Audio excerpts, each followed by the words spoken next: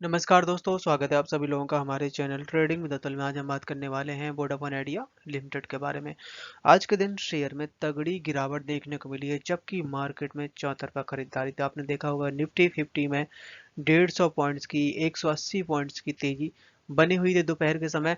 But market जो closing दी है almost 40 points की तेजी के साथ क्लोजिंग दी हुई है। बट अपने अब शेयर में प्रॉफिट बुकिंग इसलिए आ रही है क्योंकि अब आने वाले हैं इसके Q3 के नंबर्स, और Q3 के नंबर्स के लिए अब ज़्यादा टाइम नहीं रह जाता। पर यहाँ पे जिस तरीके से तेजी बनी हुई है, ज़्यादा प्रॉफिट बुकिंग नहीं आने वाली। 15 रुपए इसका सबसे बड़ा सपोर्ट है। और जिस तरीके से अभी लास्ट टाइम गिरावट देखने को मिली थी, वहां से फिर से 16 रुपए से बाउंस बैक मारा था, क्योंकि यहाँ पे गवर्नमेंट की तरफ से कुछ लाइसेंस फी के ऊपर और कुछ जो डिस्प्यूट चल रहे थे उनके ऊपर कुछ खबरें आती हुई देखी जा रही हैं, जो कि आने वाले टाइम में टेलीकॉम सेक्टर, जिस तरीके से हम पावर की बात करते हैं कि पावर इंडिया के लिए बहुत ज़्यादा रिक्वायरमेंट है, इस तरीके से टेलीकॉम सेक्टर एक बहुत बड़ा रोल प्ले कर सकता है। तो अभी बजट आएगा, बजट में बिग अनाउंसमेंट आ सकती हैं। तो चलिए गाइस, शुरू करते हैं हम अपना वीडियो। साथ ही अगर आप लोगों को हमारी वीडियो के माध्यम से थोड़ी सी भी हेल्प हो रही हो तो प्लीज़ आप हमारे चैनल को सब्सक्राइब जरूर करें। साथ ही गाइस, हम अपने चैनल पे गिव अवे का प्रोग्राम चला रहे हैं, जिसमें गाइस हमने 3 प्राइज सिलेक्ट कर रखे हैं जो कि आपके हेल्थ को देखते हुए।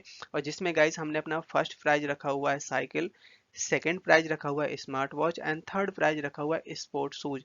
ये तीनों तीनों गाइस आपके हेल्थ के लिए बहुत अच्छे हैं। और बस आपको यहाँ पे करना क्या होगा कि गाइस, आप हमारे चैनल को सब्सक्राइब करना है। और हमने अपने जो चैनल का टारगेट रखा है, 1 लाख सब्सक्राइबर का टारगेट रखा हुआ है। जैसे ही गाइस वो पूरा होगा, हम आपको ये तीनों प्राइज हमारे जो लकी सब्सक्राइबर होंगे उनको देने वाले हैं। और ये गाइस आपके लिए बहुत बड़ा काम नहीं है। आप चाहें तो इसको 6 महीने में, साल भर में, जब भी आप करवाना चाहें तो करवा सकते हैं। सो गाइस, प्लीज आप हमारे चैनल को सपोर्ट करिए। और इसमें पार्टिसिपेट करिएगा। आज का मार्केट काफी बढ़िया था। आप देख सकते हैं कि निफ्टी 50 में 32 पॉइंट्स की तेजी के साथ क्लोजिंग दी है। बट दोपहर के 12-1 बजे के आसपास, 2-2:30 बजे के आसपास तगड़ी रैली बनते हुए देखी गई और करीबन 200 पॉइंट्स की तेजी थी निफ्टी 50 में। आईटी में इस समय 147 पॉइंट्स की तेजी है। बैंक निफ्टी में हुई है गिरावट करीबन 200 पॉइंट्स की, जबकि स्मॉल कैप का जो इंडेक्स है, इसमें फिर से आज के दिन तेजी बनी है और करीबन 160 पॉइंट्स की तेजी दिखाई दी है।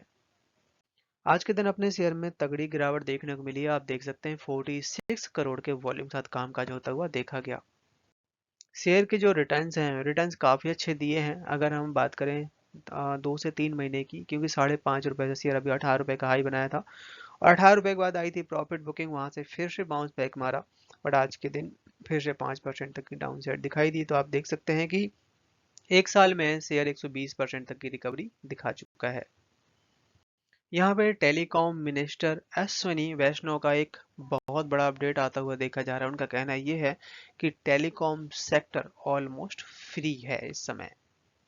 क्योंकि काफ़ी बार क्या होता है कि जो यहाँ पे ट्रिब्यूनल हो लेवल होता है, यहाँ पे कुछ डिस्प्यूट डाले जाते हैं। अगर टेलीकॉम की सर्विस अच्छी नहीं मिल रही है, या कभी कभार कस्टमर डाल देते हैं, कभी कभार कंपनी डाल देती हैं, तो यहाँ पे ऑलमोस्ट 99% तक रिजॉल्व कर दिए गए हैं। बताया जा रहा है कि जिससे टेलीकॉम सेक्टर एकदम से फ्री है। ऑलमोस्ट सारे इनके जो डिस्प्यूट हैं इस समय सेटल हो गए हैं। गवर्नमेंट ऑफ इंडिया है जो कि इस समय अपनी गाइडलाइन चेंज करने की बात कर रही है, जो कि 5G से रिलेटेड जो भी नेटवर्क लीज भी लिए जाते हैं उनके ऊपर। अभी इनके ऊपर ज़्यादा डिटेल नहीं है, बट गवर्नमेंट ऑफ इंडिया बहुत जल्द इसको डिक्लेयर करके ये सबको पब्लिश कर देगी और सबके सामने आ जाएगा कि इसमें क्या इम्पैक्ट पड़ेगा 5G नेटवर्क के ऊपर। साथ ही अभी रिसेंटली जो टेलीकॉम बिल आया है, उसका इम्पैक्ट जो दिखाई दे रहा है, जो कि गवर्नमेंट यहाँ पे सारे बदलाव कर रही है। इस समय गाइस क्या है कि प्रमोटर्स के पास काफी ज्यादा हिस्सा इन्होंने गवर्नमेंट को बेच दिया था। आप देख सकते हैं कि प्रमोटर्स के पास जो 75% तक का स्टेक था, जो कि इस समय 50% तक रह गया है। बट यहाँ पे यही दूसरी तरफ FII और DIs लगातार शेयर में अपने इन्वेस्टमेंट बढ़ाते हुए देखे जा रहे हैं। आप देख सकते हैं कि मार्च 2023 में 2.28% तक का स्टेक था, जो कि यहाँ पे 2.46% तक का स्टेक सितंबर तक में बढ़ा दिया है। डीआईएस की तरफ से भी ये सेम स्टेक यहाँ बढ़ाया गया। आप देख सकते हैं 33.72% स्टेक था, जो कि यहाँ पे 35% स्टेक कर दिया गया है। इस बार की अर्निंग बता रहे हैं मिली जुली रह सकती है जैसे इनकी प्रीवियस अर्निंग थी। अगर हम बात करें इनके 1 साल के नंबर्स पे तो धीरे धीरे करके इनकी जो सेल है वो तो बढ़ रही है, बट यहाँ पे आपका जो लॉस है ये बढ़ता हुआ देखा जा रहा है। क्यों? क्योंकि कंपनी के पास जो इंटरेस्ट है, उधारी है, सबसे ज्यादा यहाँ पे दिक्कत ये कर रहा है। खर्चे हैं, खर्चे लगभग आप अगर देखेंगे तो खर्चे लगभग वही हैं। तो इस बार के जो नंबर हैं, नंबर ऑलमोस्ट मिले जुले रह सकते हैं, हम ये नहीं कह सकते खराब रहने वाले हैं। पिछली बार जब इनके Q2 के नंबर्स आए थे खराब थे, बट उससे शेयर में ज़्यादा इम्पैक्ट नहीं पड़ा क्योंकि उसमें जो प्रोसेस हो रहा है, उसमें जो डेवलपमेंट हो रही है वो ज़्यादा यहाँ पे मोस्ट इम्पोर्टेंट रहने वाला है। तो जिस तरीके से यहाँ पे सब्सक्राइबर कम गिर रहे हैं, गवर्नमेंट ऑफ इंडिया के पास काफ़ी ज़्यादा स्टेक है, बाइंग हो रही है, तो काफ़ी बेटर परफॉर्मेंस रह सकती है Q3 के नंबर्स पर। अगर हमें इसके Q3 के नंबर्स की जो डेट है उसके ऊपर अगर हम बात करें तो ऑलमोस्ट इनके जो जनवरी का लास्ट वीक है वहां पे आना चाहिए, क्योंकि पिछली बार 31 जैन को आए हुए थे। वोडाफोन आइडिया को जीएसटी की तरफ से एक नोटिस आता हुआ देखा जा रहा है जिसमें पेनल्टी लगाई गई है, और इस नोटिस के तहत करीबन 10 करोड़ के आसपास की पेनल्टी लगाई गई है। और अब देखते हैं कि इसमें वोडाफोन आइडिया फर्दर कोई नोटिस भेजता है गवर्नमेंट को या फिर इसको पे कर देता है, बट यहाँ पे 10 करोड़ काफी बड़ा अमाउंट है वोडाफोन आइडिया के लिए। इस समय यहाँ पे वोडाफोन आइडिया साथ ही यहाँ पे भारतीय एयरटेल जियो के नंबर आते हुए देखे जा रहे हैं। जियो ने करीबन 31.6 लाख मोबाइल सब्सक्राइबर हैं जो अक्टूबर में जोड़े हैं। वोडाफोन आइडिया ने 20.4 लाख सब्सक्राइबर हैं जो कि कम हो गए हैं। इस समय रिलायंस जियो सबसे नंबर 1 पे आती हुई देखी जा रही है। भारतीय एयरटेल भी पीछे रह गई है, करीबन 3.52 लाख सब्सक्राइबर इन्होंने अपने ऐड किए हैं मंथली वाइज। बट यहाँ पे वोडाफोन आइडिया सबसे ज़्यादा पीछे है इस समय। बट सबसे बड़ी बात ये मानी जाएगी कि अब यहाँ पे इनके सब्सक्राइबर ज़्यादा कम नहीं हो रहे हैं। आज के दिन शेयर ने हाई बनाया 17.50 का, लो बनाया 15.95 का, क्लोजिंग दी 16.20 पे, 5.5% तक की डाउनसाइड दिखाई दी है। चार्ट पर नजर डाली जाए तो यहाँ पे आप देख सकते हैं कि शेयर का सबसे बड़ा सपोर्ट यहाँ पे 15 रुपए का है।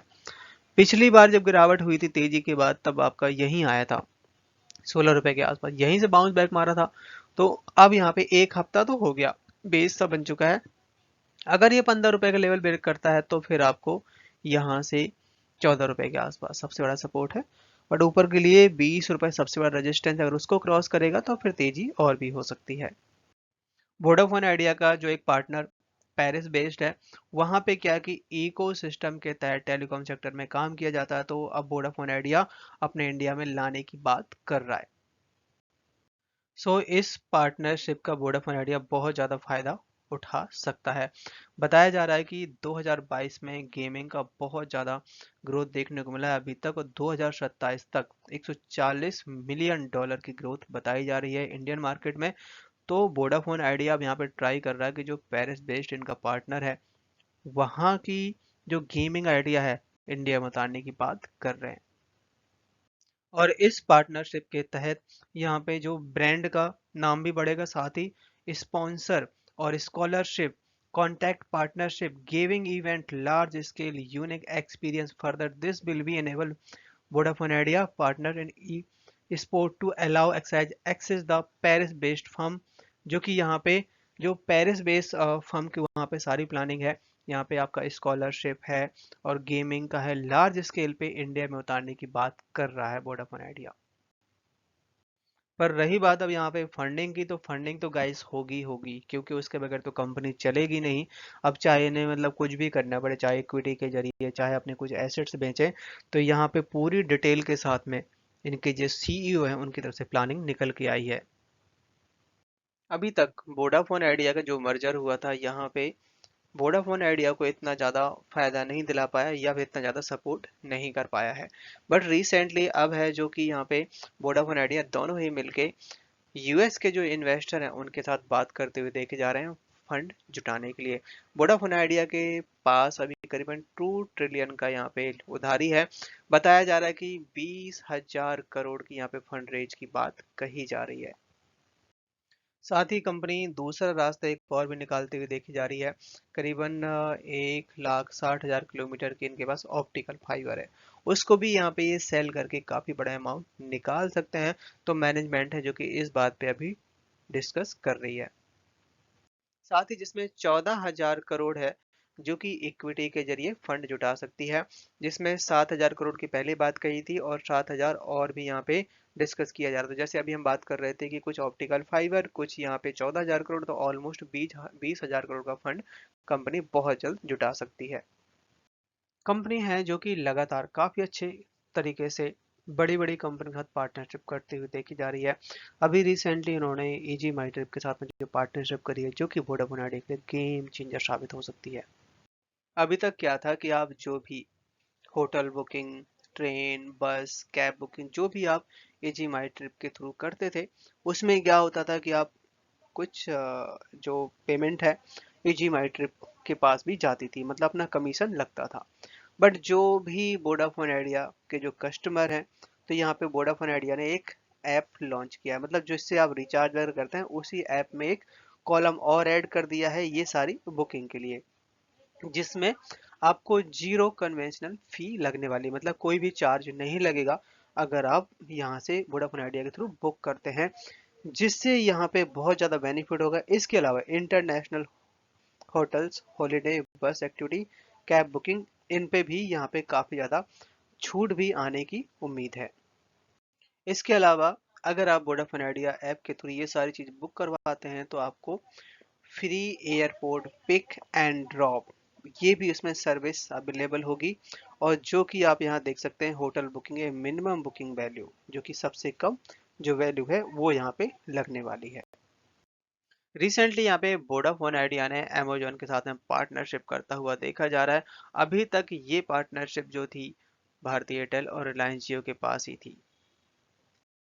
सो यहाँ पे जो अमेजोन प्राइम वीडियो की सब्सक्रिप्शन है, ये सारा प्लान यहाँ पे वोडाफोन आइडिया लॉन्च कर चुका है, जो कि है 32 रुपए पर ईयर के हिसाब से। जिसमें यहाँ पे रिलायंस जियो का जो प्लान है 4,500 का है, भारतीय एयरटेल का है 3400 का है, तो जिसमें सबसे सस्ता इसमें वोडाफोन आइडिया ने लॉन्च किया है।